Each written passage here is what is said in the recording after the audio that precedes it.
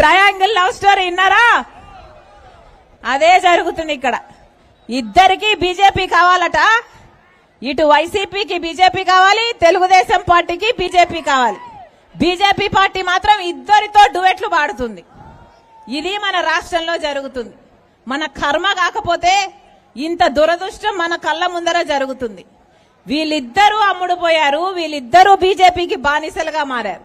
వీళ్ళ స్వప్రయోజనాల కోసం రాష్ట్ర ప్రజల మొత్తం అన్ని విషయాలను, ప్రత్యేక హోదా అయితేనేమి, పోలవరం అయితేనేమి, రాజధాని అయితేనేమి, మొత్తం అన్ని తాకట్టు పెట్టేశారు. వాళ్ళు మాత్రం బీజేపీకి దోస్తులుగా ఉండాలి. ప్రజలు ఏమైపోయినా, ప్రజలు వాళ్ళ బిడ్డలు వాళ్ళ భవిష్యత్తులు నాశనం అయిపోయినా, అంధకారం అయిపోయినా వీళ్ళకి ఏమీ పట్టదు. ఏది అవసరం లేదు. వీళ్ళు బాగుంటే చాలు. చంద్రబాబు గారేమో మొన్న ఢిల్లీకి వెళ్లి అమిత్ షా గారి కాళ్ళ మీద పడ్డారు. ఈయన వంగి వంగి దండాలు పెట్టారు. ఈరోజు జగన్ రెడ్డి గారు వెళ్లారు. ఈయన సాష్టంగా పడ్డాడు. ఎందుకని? ఏం అవసరం ఉందని? ఎందుకు ఈ బానిస బతుకులు?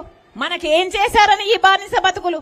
మీరు బానిసలు కావడమే కాకుండా మన ఆంధ్ర రాష్ట్ర ప్రజలు కూడా బీజేపీ పార్టీకి బానిసలు కావాలా? పోనీ మనకు ఒక్క సాయమైనా చేస్తే మనం వాళ్ళకు లొంగిపోయినా అర్థం ఉంది. ఒక్కటంటే ఒక్కటి, 10 వాగ్దానాలుంటే, 10 హామీలుంటే మనకు 10లో కనీసం ఒక్కటైనా సాధించుకున్నారా అంటే 10 సంవత్సరాలు ఇద్దరు 5 సంవత్సరాలు ముఖ్యమంత్రిగా ఉన్నారు. కానీ ఒక్కటంటే ఒక్క హామీ కూడా తెచ్చుకోలేకపోయాం. ఒక్కటి కూడా సాధించుకోలేకపోయాం. 10 సంవత్సరాల కింద ఎక్కడ గొంగలి వేశామో అక్కడే ఉంది. ఒక్క మెట్టు కూడా అభివృద్ధి లేదు. మరి మన బిడ్డల భవిష్యత్తు కథ ఏమిటి? వాళ్ళకు ఉద్యోగాలు ఎలా వస్తాయి? ఈరోజు 19 లక్షల మంది బిడ్డలు ఉద్యోగాలు లేకుండా తిరుగుతున్నారు. 8,000 రూపాయలకు, 10,000 రూపాయలకు డిగ్రీలు, పీజీలు చదివారు. కానీ చేస్తున్న పనికి, చదివిన చదువుకి అసలు సంబంధమే లేకుండా పోయింది. ఇలా అయితే మన బిడ్డలు మొత్తం వలసల పోరా? ఇలా అయితే మన రాష్ట్రంలో అసలు యువతే లేకుండా పోదా? ఇదేనా మనకు కావాల్సింది?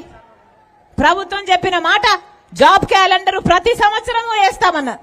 జగనన్న గారు చెప్పిన మాట ప్రతి జనవరి 1న జాబ్ క్యాలెండర్ ఇస్తామన్నారు ప్రతిపక్ష నాయకుడిగా. మరి ప్రతి జనవరి 1 వస్తుంది, పోతుంది. సంక్రాంతి వస్తుంది, పోతుంది. సంక్రాంతికి పట్టిబట్టలు వేసుకుంటున్నారు ముఖ్యమంత్రి ఆయన భార్య గారు, మంచిగా పండగ చేసుకుంటున్నారు.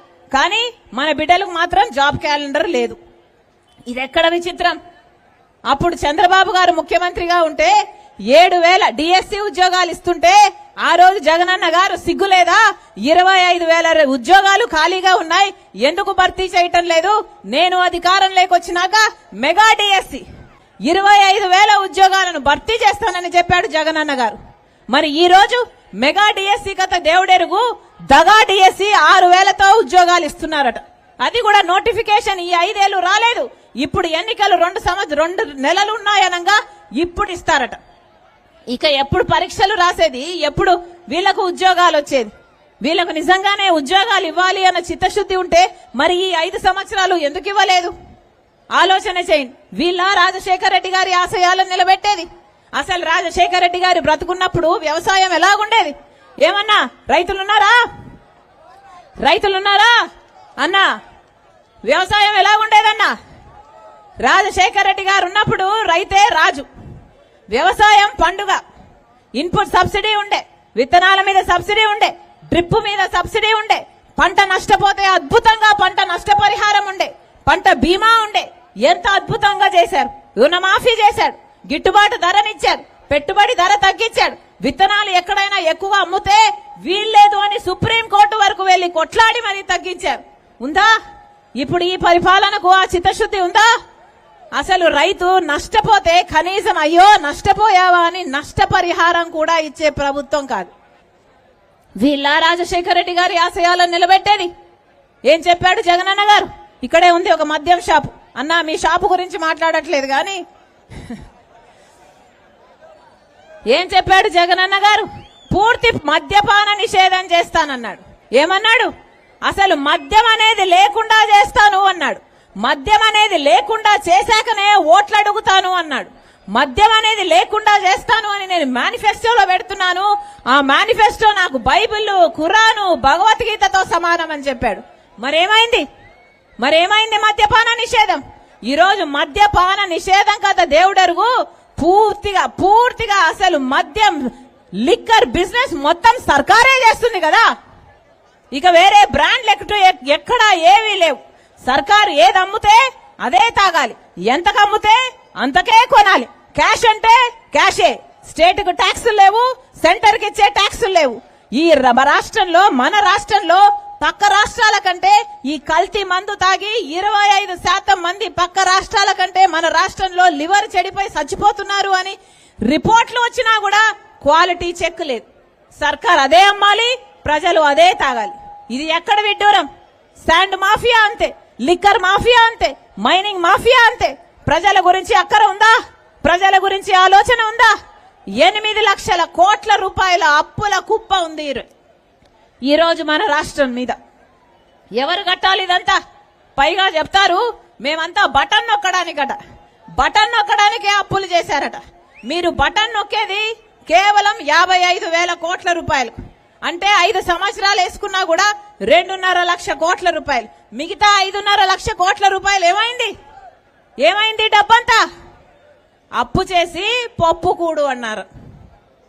ఎవరు? మన పెద్దలు. అలాగే ఉంది మన పరిస్థితి. 8 లక్షల కోట్ల అప్పు ఉంది. అయినా కూడా మన ప్రజలకు ఏమైనా బాగుపడ్డారా అంటే దేనికి డబ్బు లేదు.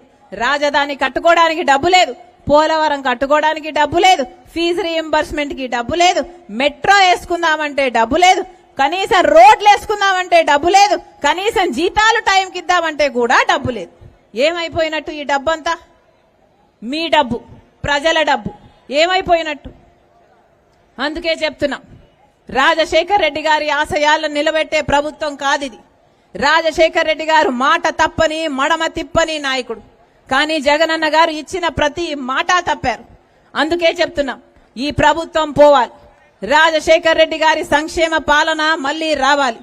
అందుకే చెప్తున్నాం, రాజశేఖర్ రెడ్డి గారు ప్రజల మనిషి. రాజశేఖర్ రెడ్డి గారు ప్రజల మధ్య బ్రతికిన మనిషి. రాజశేఖర్ రెడ్డి గారు ముఖ్యమంత్రిగా ఉండక ముందే కూడా ప్రజల మధ్య ఉన్న మనిషి. ముఖ్యమంత్రి అయినాక కూడా ప్రజల నాడి తెలిసి, ప్రజల కోసం పథకాలను రూపొందించి, ప్రజల కోసం పరిపాలన చేసిన మనిషి. అసలు చచ్చిపోతే కూడా రాజశేఖర్ రెడ్డి గారు ఎలా చచ్చిపోయారు? ప్రజల మధ్య ఉండాలనుకుని రచ్చబండకని వెళ్తూ చచ్చిపోయారు రాజశేఖర్ రెడ్డి గారు. అలా కదా ఉండాలి ఒక ప్రజానాయకుడు. మరి జగనన్న గారు రాజశేఖర్ రెడ్డి గారి ఆశయాలను నిలబెడితే ప్రజల మధ్య ఉండాల్సింది. కానీ ఈ 5 సంవత్సరాలలో ఎప్పుడూ ప్రజల మధ్యలో లేరు. పెద్ద పెద్ద కోటలు కట్టుకున్నారు, అక్కడే బ్రతికారు.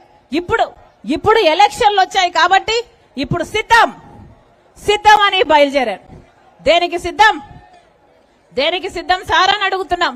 మళ్ళీ 8 లక్షల కోట్ల రూపాయలు అప్పు చేయడానికి సిద్ధమా? మళ్ళీ బీజేపీ పార్టీతో అక్రమ పొత్తు పెట్టుకోవడానికి సిద్ధమా? మళ్ళీ బీజేపీతో మీ దోస్తీ కోసమని ప్రజలు తాకట్టు పెట్టడానికి సిద్ధమా? ప్రత్యేక హోదా తాకట్టు పెట్టడానికి సిద్ధమా? పూర్తి మద్యపాన నిషేధం అని చెప్పి మళ్ళీ ప్రజలను మోసం చేయడానికి సిద్ధమా? 25 లక్షల ఇల్లులు కడతారని పేదలకు మళ్ళీ మోసం చేయడానికి సిద్ధమా? 25,000తో మెగా డిఎస్సీ అని చెప్పి దగా చేయడానికి సిద్ధమా? దేనికి సిద్ధం? మీరు ప్రజలను దగా చేయడానికి సిద్ధమైతే ప్రజలు మిమ్మల్ని ఇంటికి పంపడానికి కూడా సిద్ధం. మళ్ళీ చెప్తున్నాం, ఈరోజు మనకు మళ్ళీ ప్రత్యేక హోదా రావాలి అంటే అది ఒక్క కాంగ్రెస్ పార్టీ వల్ల మాత్రమే సాధ్యం. రాహుల్ గాంధీ గారు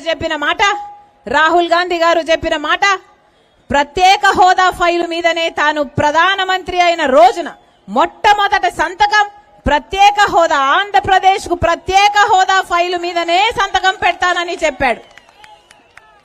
ఆ మాట పట్టుకొని రాజశేఖర్ రెడ్డి బిడ్డ ఈ రోజు ఇక్కడ నిలబడి ఉంది. మీరు నమ్మండి, రాజశేఖర్ రెడ్డి బిడ్డ మీకు మాటిస్తుంది. ప్రత్యేక హోదా రావాలి అంటే మళ్ళీ కాంగ్రెస్ పార్టీ అధికారంలోకి రావాలి. కాంగ్రెస్ పార్టీ అంటే రాజశేఖర్ రెడ్డి గారి పార్టీ, మీ పార్టీ, మన పార్టీ. రాజశేఖర్ రెడ్డి గారి సంక్షేమ పాలన అందించిన పార్టీ కాంగ్రెస్ పార్టీ. మళ్ళొక్కసారి అవకాశం ఇవ్వండి, మళ్ళొక్కసారి కాంగ్రెస్ పార్టీని ఆదరించండి.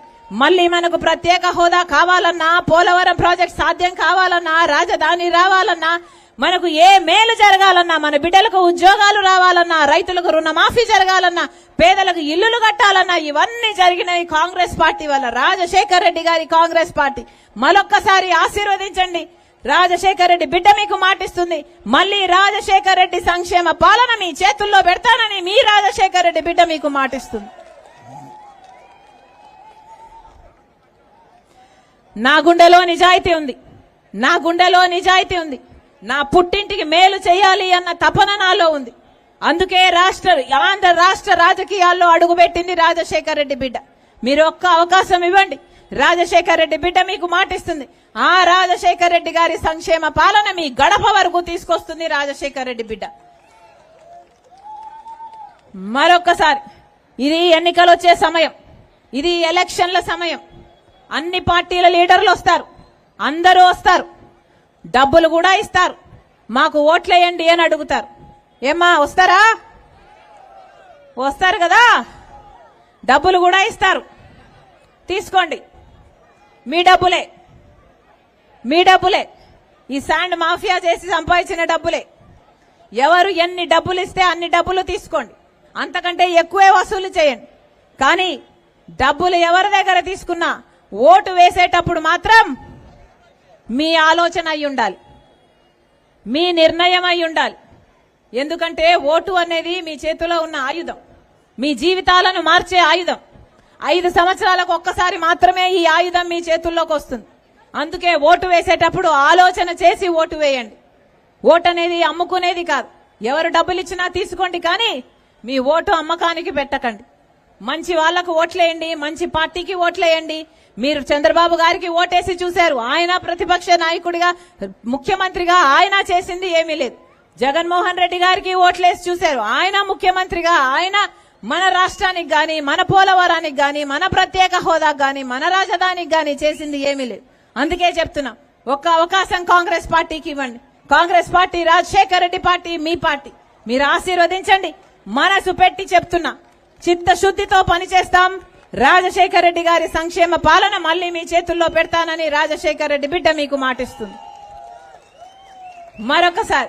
మరొకసారి ఇంతమంది రాజశేఖర రెడ్డి బిడ్డ వస్తుంది అని, చూడాలి అని, వినాలి అని, ఆశీర్వదించాలి అని మీ పనులు మానుకొని నా కోసం సమయం చేసుకొని మీ అందరూ ఇక్కడ వేచి ఉన్నారు, నిలబడ్డారు, నన్ను విన్నారు. మరొకసారి ప్రతి అక్కకు, ప్రతి చెల్లికి, ప్రతి అన్నకు, ప్రతి తమ్ముడికి మీ రాజశేఖర రెడ్డి బిడ్డ శిరస్సు వంచి చేతులు జోడించి మనస్ఫూర్తిగా నమస్కరించుకుంటాను. జోహార్ వైఎస్ఆర్, రాహుల్ గాంధీ గారి నాయకత్వం. రాజన్న రైతు రాజ్యమో మన కాంగ్రెస్ తోనే సాధ్యమో.